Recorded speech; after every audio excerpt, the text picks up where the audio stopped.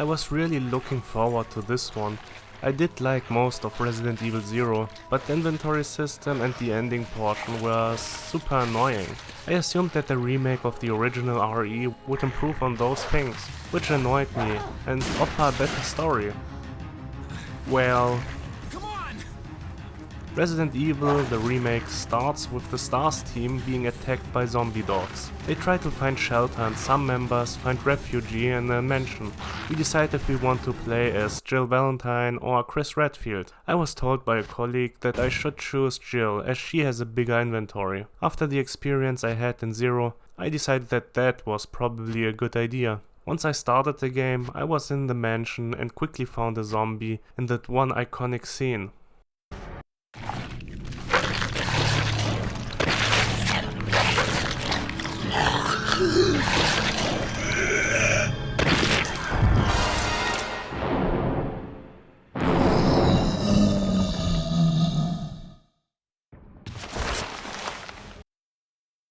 I thought of Zero and just started blasting my bullets into that undead creep who took a surprisingly high amount of damage. But I managed to kill him, only to see Barry kill him in the next cutscene again.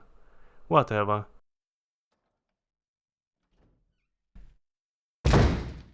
Barry! What is it? Look out! It's a monster! Let me take care of it!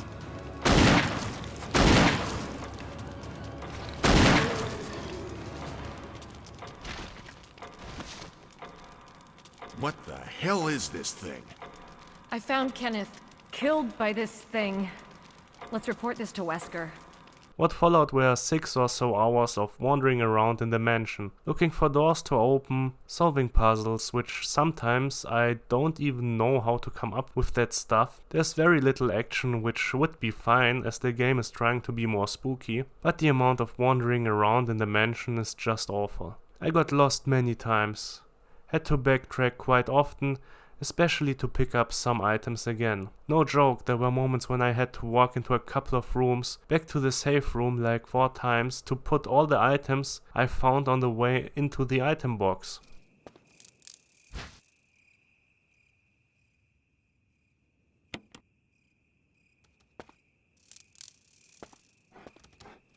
Fortunately there aren't too many annoying enemy types, but I have to say the Crimson Heads were surprising and sometimes annoying. Fortunately you can outrun most enemies. The dogs are a pain in the neck if you don't have the shotgun with you though. The weapons are nothing special here for the most part. The game in general is also much easier than Zero. I died only a handful of times. I mostly used the pistol and had like what feels like a bazillion of first aid items and grenades. I was also able to use the Magnum for a lot of the endgame and just blast bullets left and right. As the boss fights are rather easy, there's also no challenge. And once again you fight some animals, which is kind of boring in my opinion. You fight a giant snake, a giant spider, kind of a giant shark, at least that one is a zombie, an old Crimson Head and of course a tyrant. The last 2 are of course no animals. Oh, and Lisa Trevor, who at least looks creepy. She's very easily killed in her actual boss fight, but annoying when you meet her before that, as she seemingly always lands a hit. I also wish they would have used her more, as she's kind of interesting as a character and monster. Instead they put Yawn in the foreground. How boring. There are also the iconic zombie dogs, which are cool. Snakes in normal size, which are annoying. Some more spiders, hunters which feel like an early version of the lickers and are quite easy here. There are also ravens, but those never attacked me. As I mentioned before, the mansion really bored me after a while. You have to unlock most of the doors, examine various items, otherwise they don't work even though some other items are automatically examined when you find them. You have to carry quite a bit of stuff around when you want to be prepared and every key item takes a slot in the inventory. So yeah, a key takes as much room as the grenade launcher. Makes sense. It's also often hard to find the new doors you can unlock once you have found a key or a key item. It is just cumbersome. The same goes for killing zombies. When you have killed a zombie but didn't blow his head off, He will return later on as a stronger, faster Crimson Head. You can get rid of them when you have a canteen with fuel and the lighter, but you can only carry enough in your canteen for 2 zombies and there are only a few fuel canisters, which also only have enough for like 8 zombies, so yeah, try to hit the head. I once again played with keyboard and mouse, and aiming seems to be more difficult than in Zero. Yeah, I did blow some heads off, but it was a bit difficult. You have in general plenty of ammo for the pistol and grenade launcher. The shotgun not so much though. You don't fight so much in this game in general and can avoid a lot of fights, so that makes sense. I had only the normal shotgun, not the assault shotgun, as I did let Richard die, as I got lost looking for the serum in the mansion when he was poisoned, unfortunately. The Magnum is quite nice and powerful. I didn't get Barry's weapon, but the standard Magnum. It's powerful and I saved the bullets for later on and then had plenty of them.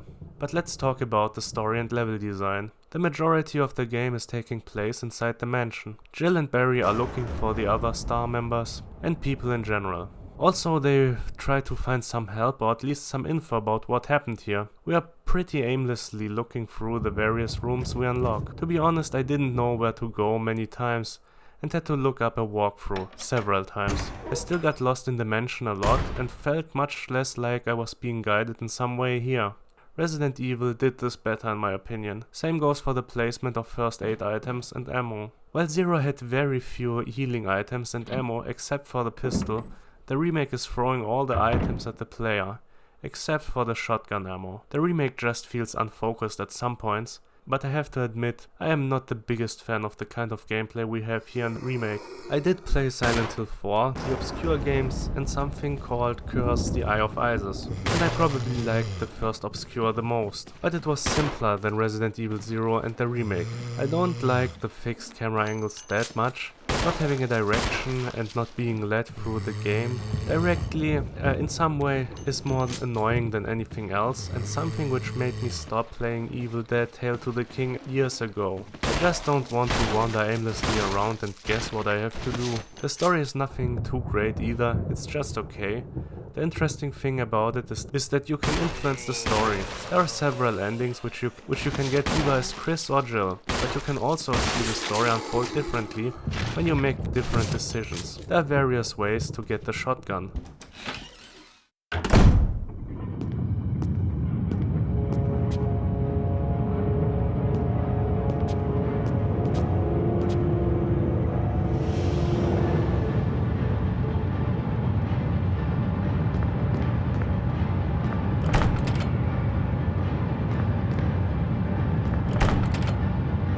Oh God, what did I do now? Wesker! Barry! Help! Jill! You in there? Barry? Get me out of here! The door's jammed! Stand back! Grab my hand!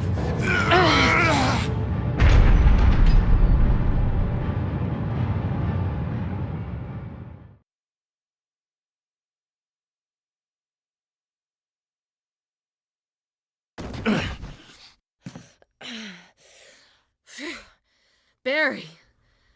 That was a close one. A second late, you would have fit nicely into a sandwich. Really? Thanks. But Barry, didn't you say you were going back to the dining room to find other clues? I'm glad and all, but why are you here?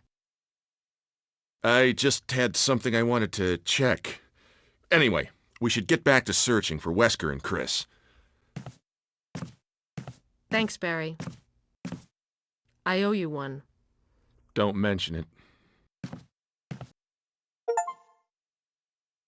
You can help Richard and he will help you fight one of the bosses and gives you an assault shotgun. There are some more minor differences. Eventually you will leave the goddamn mansion and go into the woods surrounding the mansion and get to the cabin or another area which leads to a waterfall and tunnel and some labs. I liked those areas much more than the stupid mansion, as it was more linear and I knew what to do and where to go. Also I had to fight off some bees in the cabin.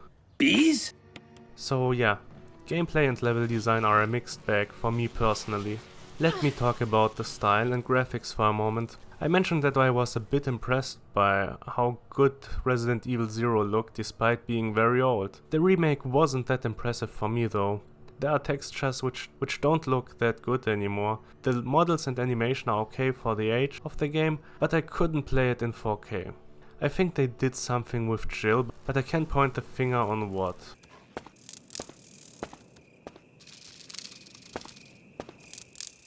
The Resident Evil remake was a bit of a disappointment, to be honest.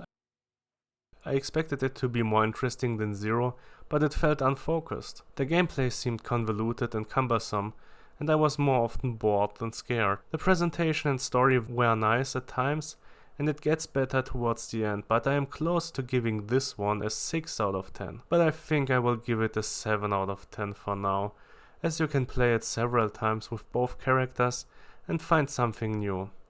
You can also unlock new costumes, which is cool. Maybe I would have appreciated it more to play as Chris and meet Rebecca again, instead of being with Barry. Nothing against Barry, but I already know Rebecca, so that would have been probably cool. I could have also seen if there are any references to what she experienced in Zero that way.